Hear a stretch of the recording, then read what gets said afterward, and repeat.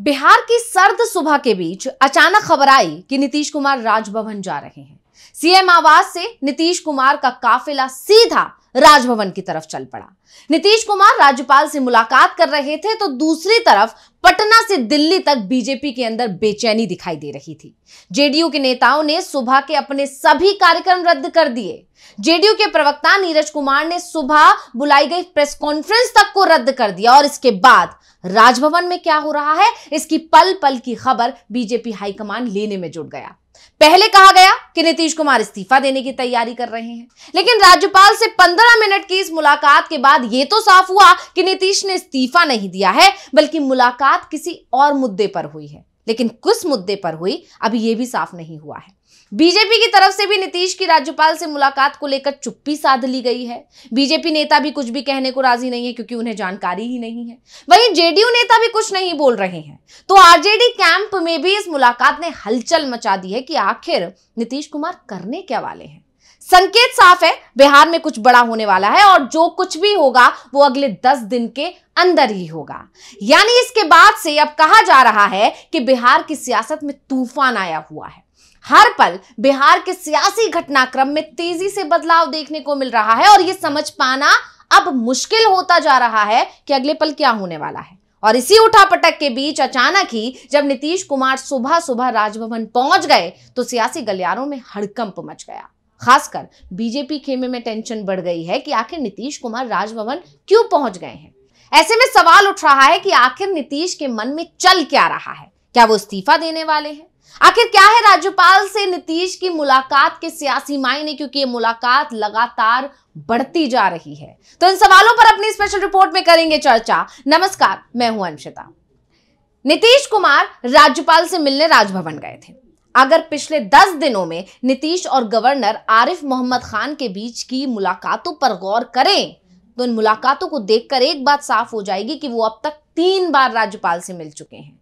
राज्यपाल को अपने गांव भी लेकर जा चुके हैं और वह गांव का भ्रमण भी करा चुके हैं। यानी कहा जा सकता है कि राज्यपाल आरिफ मोहम्मद खान से नीतीश कुमार लगातार नजदीकियां बढ़ा रहे हैं, करीबियां बढ़ा रहे हैं। आखिर क्या है इसकी वजह? और सवाल यह बड़ा उठता है कि राज्यपाल से जब जब भी नीतीश कुमार मिल रहे हैं बिना 2 डिप्टी सीएम के मिल रहे हैं। यानी जब भी वो मिलते हैं तो उनके साथ बीजेपी कोटे के जो डिप्टी सीएम है वो नहीं होते हैं। राज्यपाल से नीतीश कुमार अकेले मुलाकात कर रहे हैं। तो क्या है इसकी वजह? क्यों राज्यपाल से इतनी करीबी बढ़ाई जा रही है? क्या नीतीश कुमार कोई बड़ा कदम उठाने वाले हैं या फिर कोई बड़ा फैसला लेने वाले हैं? तो यह भी कहा जा रहा है कि बीजेपी आरिफ मोहम्मद खान के जरिए नीतीश को कमजोर करने की कोशिश कर रही है और नीतीश कुमार को इस बात का एहसास हो चुका है। लेकिन खान नीतीश कुमार के मित्र भी माने जाते हैं। ऐसे में बिहार को लेकर अटकलों का दौर चल रहा है। यही नहीं, जिस तरह से नीतीश और आरिफ मोहम्मद खान के बीच करीबियां बढ़ रही हैं, उसके बाद से बीजेपी की टेंशन बढ़ गई है, क्योंकि उसने आरिफ मोहम्मद खान को बिहार भेजा तो नीतीश को कमजोर करने के लिए था, उस समुदाय को फोकस करने के लिए भेजा था, उस वोट बैंक को अपने पाले में लाने के लिए भेजा था जो नीतीश कुमार का भी कोर वोटर माना जाता है। लेकिन यहां तो कहानी पलटी हुई दिखाई दे रही है। यहां पर दिखाई दे रहा है कि नीतीश कुमार और आरिफ मोहम्मद खान की मित्रता बढ़ती जा रही है और गहरी होती जा रही है और इसीलिए कहा जा रहा है कि कहीं ऐसा ना हो कि बीजेपी का जो दाव है वो उसके लिए ही उल्टा पड़ जाए। खैर, अब नीतीश कुमार के मन में क्या चल रहा है ये बात तो उनके करीबियों को भी नहीं पता है और नीतीश कुमार का इतिहास ये बताता है कि वो हमेशा अपने फैसलों से चौंकाते रहे हैं। इसलिए जानकार दावा कर रहे हैं कि नीतीश जल्दी ही कोई बड़ा फैसला लेकर सभी को चौंकाने वाले हैं और इसीलिए सभी की निगाहें 14 जनवरी पर टिकी हुई हैं और इस पर भी चर्चा करेंगे। लेकिन पहले ताजा घटनाक्रम जान लेते हैं कि आखिर हुआ क्या है जिससे आरजेडी भी परेशान हो गई है, बीजेपी भी परेशान हो गई है और पूरे देश की सियासत में हलचल मच गई है। दरअसल हुआ यूं कि बिहार के मुख्यमंत्री नीतीश कुमार सुबह सुबह राज्यपाल से मुलाकात करने पहुंच जाते हैं।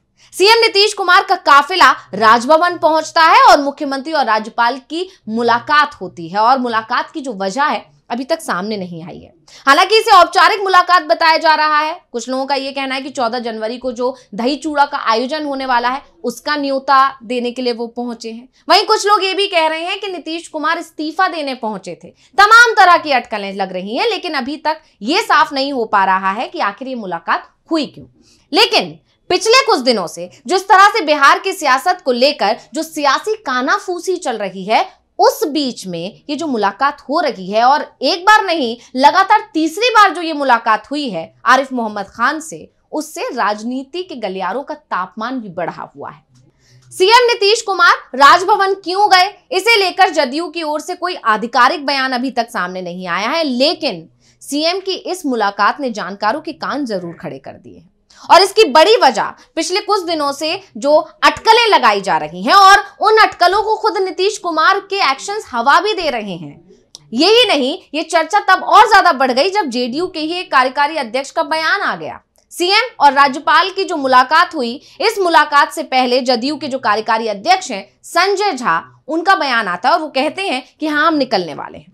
हालांकि इसके आगे उन्होंने ये जोड़ दिया कि एनडीए की यात्रा निकलने वाली है, लेकिन जिस अंदाज में उन्होंने बोला कि हम निकलने वाले हैं, इसके बाद तो चर्चा ने जोर पकड़ लिया कि कुछ तो होने वाला है, क्योंकि इसे महज इत्तेफाक तो नहीं समझा जा सकता कि एक दिन पहले जेडीयू के कार्यकारी अध्यक्ष ऐसे बयान देते हैं कि हम निकलने वाले हैं और फिर अचानक से नीतीश राजभवन पहुंच जाते हैं। तो ये महज इत्तेफाक तो नहीं है, जरूर कुछ तो है जो जदयू में पक रहा है, और इसकी भनक बीजेपी और आरजेडी को तो छोड़िए, नीतीश के करीबियों तक को नहीं पता है। और इसमें से संजय झा का जो ये बयान आता है, और इससे पहले संजय झा जिस तरह से सम्राट चौधरी से मिलने अचानक उनके घर पहुंच गए थे, उसने भी चर्चाओं को गरमा दिया था कि आखिर बिलेटेड हैप्पी बर्थडे कहने के लिए उनके घर क्यों पहुंच गए थे सम्राट चौधरी के संजय झा। तो ये तमाम खबरें चल रही हैं, और इस बीच में नीतीश कुमार जो लगातार यहां एक तरफ वो बीजेपी आलाकमान से दूरियां बढ़ा रहे हैं। लगातार देखा गया है कि जब से अमित शाह ने बयान दिया है 16 दिसंबर से लेकर अब तक 3 से 4 मौके ऐसे पड़े हैं जब वो मिल सकते थे अमित शाह से, लेकिन नीतीश कुमार उनसे मिलने नहीं पहुंचे। नीतीश कुमार और बीजेपी के बीच दूरियां बढ़ रही हैं। नीतीश कुमार के कार्यक्रमों से बीजेपी कोटे के जो मंत्री हैं वो दूरी बना रहे हैं, और इसके उलट दूसरी तरफ ये देखने को मिल रहा है कि आरिफ मोहम्मद खान से नीतीश कुमार लगातार नजदीकी बढ़ा रहे हैं। और ये इतिहास कहता है कि जब भी नीतीश कुमार राजभवन ऐसे पहुंचे हैं और राजभवन बिना डिप्टी सीएम के पहुंचे हैं, तो उन्होंने पाला बदल दिया है। जैसे कि पहले अगर बात करें जब वो महागठबंधन के साथ थे, उस दौरान जब वो राज्यपाल से मिलने पहुंचे थे और बिना डिप्टी सीएम के पहुंचे थे, उसके बाद ही खबर आई थी कि उन्होंने पाला बदल दिया है और वो एनडीए में शामिल हो गए हैं। इसीलिए नीतीश कुमार का राजभवन का दौरा करना बार बार और आरिफ मोहम्मद खान से करीबी बढ़ाना बीजेपी की टेंशन को बढ़ा रहा है। अब बिहार की सियासत को लेकर पिछले कुछ दिनों से लगातार अटकलें चलती रही हैं। राजद सुप्रीमो लालू यादव ने तो नीतीश कुमार को ऑफर तक दे दिया। हालांकि नीतीश कुमार खुलकर उस ऑफर को एक्सेप्ट नहीं कर रहे हैं, ये कहते जा रहे हैं कि अब जहां हैं वहां रहेंगे। लेकिन इसके उलट जिस तरह से वो बीजेपी से दूरियां बनाए हुए हैं, जिस तरह से अभी पिछले दिनों 5 और 6 तारीख को अमित शाह को पटना दौरे पर आना था, लेकिन उन्होंने अपना दौरा रद्द कर दिया। इसकी वजह यही मानी गई कि नीतीश कुमार किसी भी बात पर समझौता करने के लिए इस बार बीजेपी से राजी नहीं है।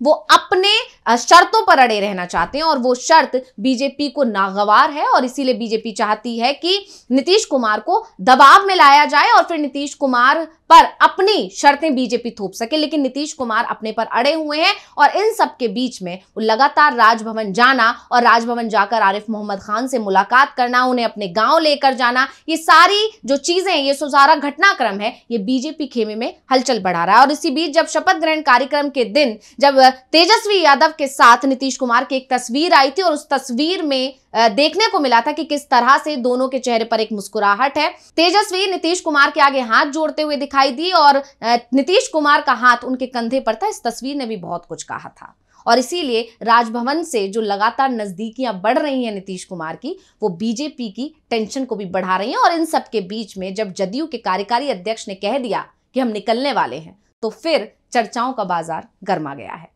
तो रिपोर्ट आपको कैसी लगी, हमें कमेंट करके अपनी राय जरूर दीजिएगा। इसी के साथ मुझे दीजिए इजाजत। देखते रहिए डीवी लाइव। नमस्कार।